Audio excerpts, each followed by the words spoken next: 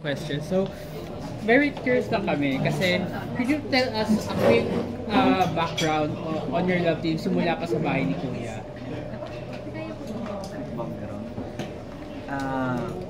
Ano yung mga nag-trigger na parang maging mas close kayo?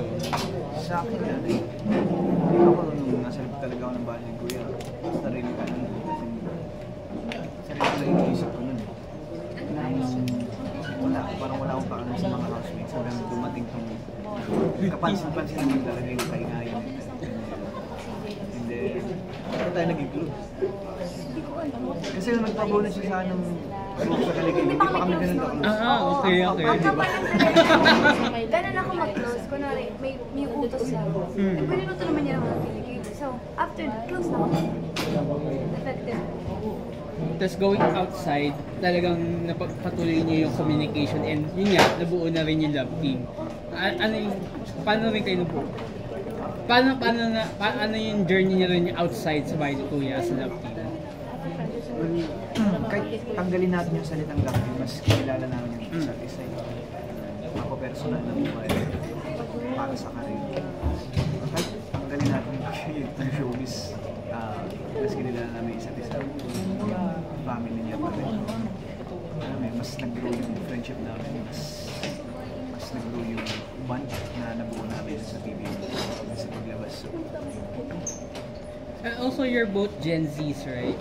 So, ay, Gen Z pa pala ako. ano yung masasabi niyo different about your, in love team as a Gen Z generation and ano yung ma-offer niyo to your audience? Siguro, compared to saan? As sa other love teams before or siguro yung mga love teams na nabuo ngayon Gen Z, I'd say na mas, alam mo yun, yung connection sa fans, mas gusto nilang mas invested sila eh, kasi yung Gen Z, masyado silang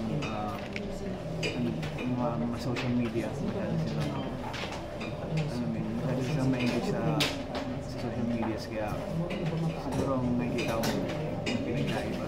Mga love teams na nabuo ngayon, mas gusto nilang nalalaman yung bawat galaw ng mga engage nila, yung mga bias nila.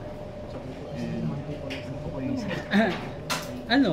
Ano pa yung ma-offer niyo as a love team to your audience? Yung pagiging genuine namin, yun yung ma-offer namin.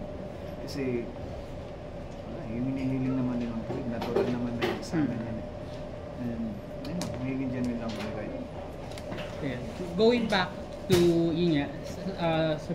sa bahay ni Kuya, ano yung nagbago at ano yung nag-remain, hindi nagbago sa inyo from there?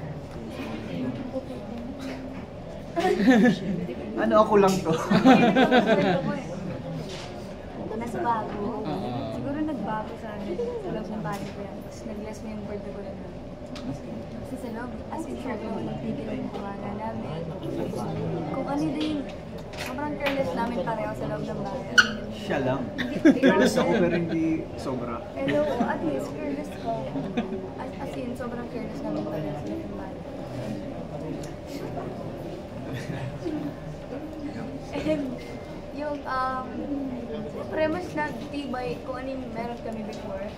Gusto mo ba yun? Okay, so marami kayong mga fans na umaasa to see you more in the future. So ano yung mapapromise niyo sa kanila?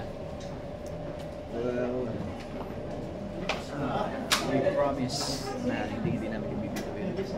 At ayun sa mga solidong fans namin yun. Kilala nyo naman ako pag nag-manifest na. So, pinamanifest namin talaga na magkaroon ng series. Pinamanifest namin na magkaroon ng pelikula before the series. Yan. Okay, last question. So, any projects na pwede nyo may share sa amin soon? Or current projects na rin? Ayan, My Love Will Make You Disappear. Now showing na yan, cameo ka doon. And of course, yung picnic dubbing namin. Boses namin pareho yun. Kami yung younger version nila. Ng lead ng lead role and Yung concert. Yeah. And then yung concert din namin sa April 5, unforgettable, ang dami kami ngayon. Ayan, yun pa lang yung pwede namin i-share as of now. Kasi, Baka mangyari Ay, habang lang na last question na final na to. So, ano yung summer plans nyo? summer